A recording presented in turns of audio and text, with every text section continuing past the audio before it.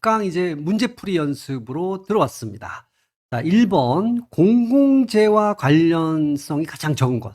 관련이 가장 적은 게 뭘까?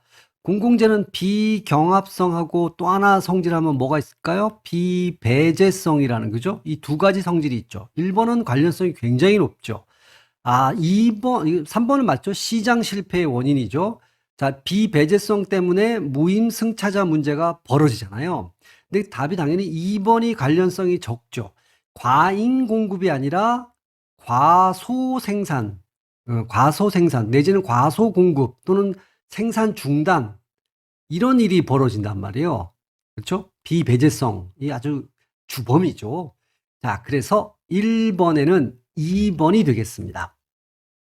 자, 이제 2번 문제로 한번 넘어가 보죠. 소비에 있어서 공공재의 특성, 이건 뭐 비경합성과 비배제성, 배제 불가능성이라고도 이제 할 수 있죠. 자, 요 2대 특성이 있다. 이건 너무 쉬운 문제였죠. 2번에는 2번. 자, 그런데 공유자원 얘기는 여기서 할 수 있는 게 있을까요? 여기 4번 같이 경합성은 있는데 배제할 수는 없어요. 이런 거를 이제 공유자원. 그러니까 공공재와 공유자원이 약간 다른 특성이 있었습니다. 그거 한번 정리해 두실 필요가 있죠. 자, 이번에 2번이고요. 3번 문제로 들어가 보죠. 자, 공공재를 묻고 있는데 소비의 두 개의 특성이 있죠. 그러니까 여기에는 답은 아마 비배제성 아니면 비경합성이 될 거예요. 근데 한강에서 폭죽, 불꽃놀이죠? 터뜨릴 때 그 장관을 보는 것은 다른 사람이 보는 것을 저해하지 않는다.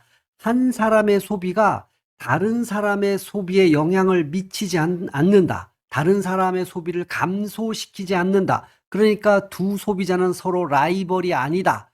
비경합성이죠. 그러니까 3번의 답은 2번, 4번이 다 공공재의 특성이지만 3번에 보여주고 싶은 건 소비에 영향을 안 준다 그랬으니까 비경합성을 얘기하는 거죠. 3번에는 답이 4번이 되겠습니다. 자, 4번 문제로 가죠. 여전히 공공재 얘기네요. 사람들은 비용을 스스로 부담하지 않으면서 혜택을 보려는 행동. 이 도둑놈이죠. 돈은 안 내면서 버스, 지하철을 타려는 행동. 아주 나쁜 행동인데 이게 바로 뭐겠어요? 무임승차자의 행동이다. 이 무임승차가 벌어지는 근본적인 이유는 공공재의 비배제성 때문에 벌어지는 것이다. 이렇게까지 잘 정리가 되어져야 됩니다. 자, 4번의 답은 2번이 되겠습니다. 5번 문제로 가죠. 공공재와 관련이 가장 적은 것. 뭐 이건 보나 마나 5번에는 2번이죠. 경합성이 아니라 비경합성이 돼야 됩니다. 자, 비배제성 당연히 들어가고요. 요것 때문에 무임승차 문제가 발생하죠. 그래서 이 공공재는 시장에다 민간업자한테 맡겨둘 수가 없죠.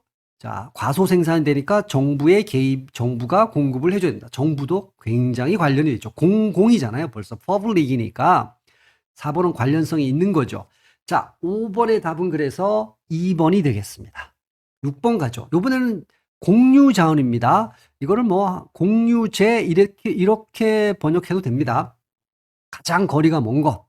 자, 이 공유자원은 두 가지 특성이 있어요. 한 사람이 쓰면 소비하면 한 사람이 물고기를 잡으면 내가 잡을 물고기 양이 줄어들어. 서로 라이벌 관계야.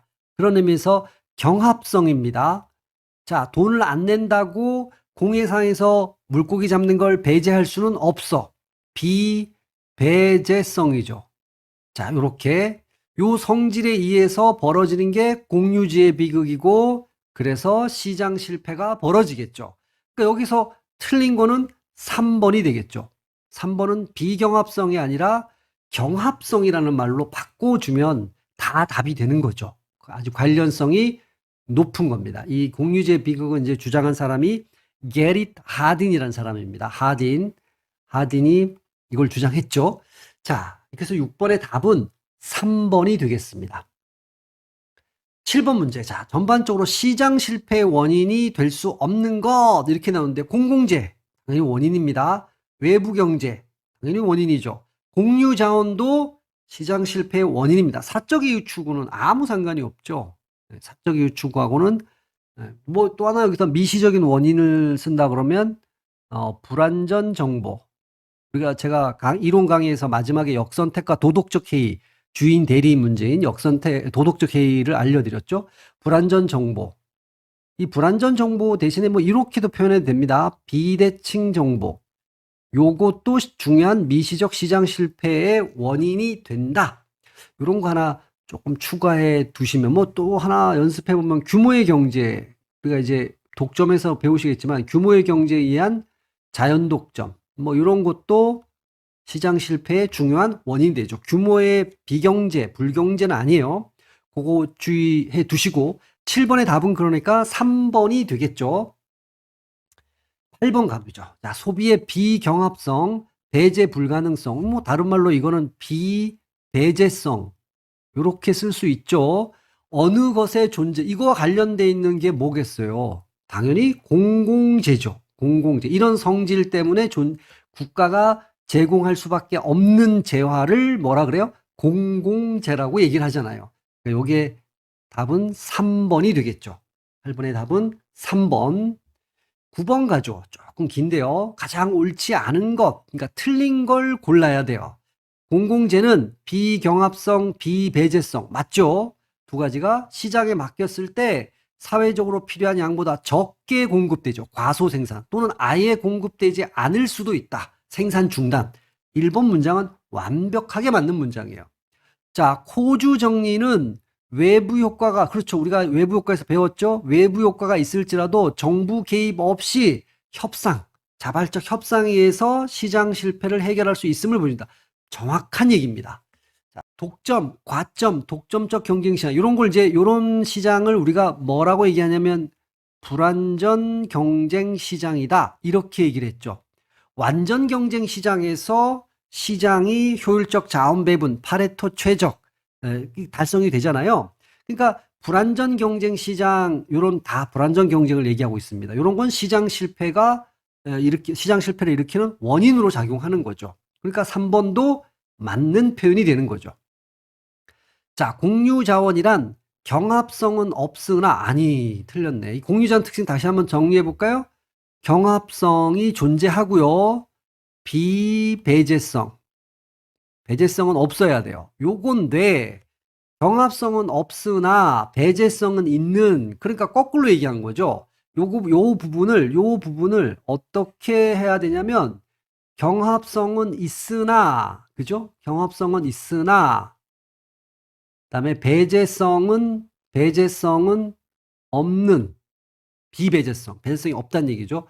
특성으로 인해 무분별한 사용으로 결국 고갈되는 항폐제는 공유지의 비교육 문제를, 요건 다 맞아요. 그러니까 4번이 결과적으로는 옳지 않은데 4번의 요 부분을 반대로 경합성은 있으나 배제성은 없는, 요렇게 고쳐놓으면 나머지는 정확하게 다 맞는 표현이 되는 거죠.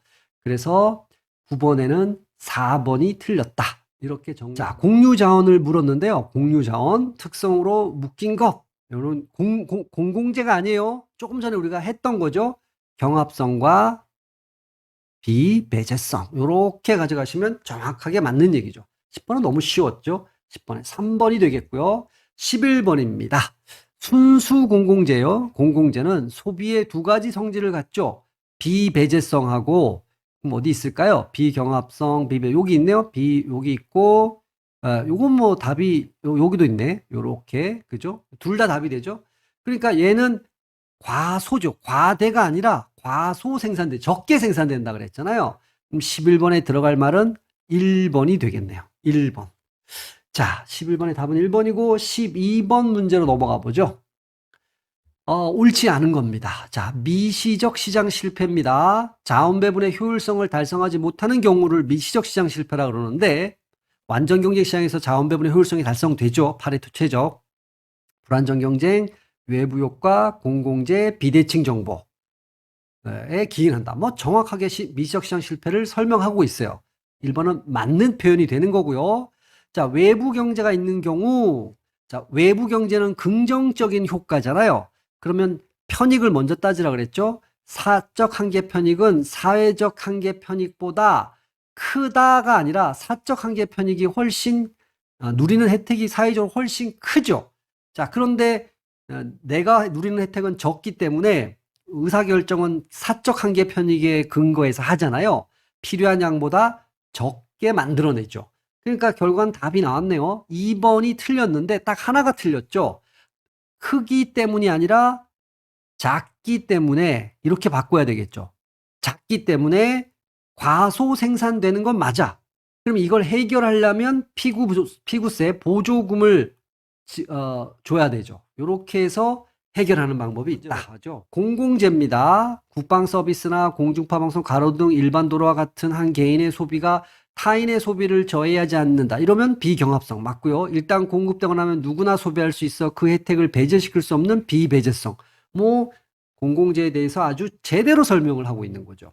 자, 공유지의 비극 문제를 해결하기 위한 방안으로 이건 공유 자원 때문에 그러잖아요. 공유 자원에 대한 소유권, 재산권, 사유재산권 설정이나 사용자에게 정부가 세금 부과, 각종 규제를 통한 무분별한 사용을 제한하는 것 등이 있다. 오케이. 이렇게 해결해야 되죠. 4번도 정확하게 맞는 표현이 됩니다. 자, 공공재는 비경합성과 비배제성 두 가지 속성이 있죠. 비경합성은 추가적 소비 비용을 발생시키지 않으므로 소비가 비용을 자, 요거는 이렇게 표현해 드렸죠. 한계 비용이 0이다. 자, 이건 제가 이론 강의에 설명을 드렸습니다. 그 얘기예요. 생산량이 불꽃놀이 생각해 보는 겁니다. 100을 제공했어요. 그럼 A, B, C라는 세 소비자가 누리는 건 불꽃놀이를 온전히 다 보잖아요. 100, 100, 100. 즉 100을 만들어서 A가 소비했어요. 근데 B라는 소비자가 소비를 추가적으로 할 때 그러면 또 우리는 상식적으로 추가적으로 100을 더 만들어야 되는데 추가적으로 100을 만들 필요가 없죠. 그럼 100은 그대로 추가적으로 100이 생기는데 들어가는 비용이 0이야. 그대로 가져가면. 이게 이제 한계 비용이 0이란 얘기예요.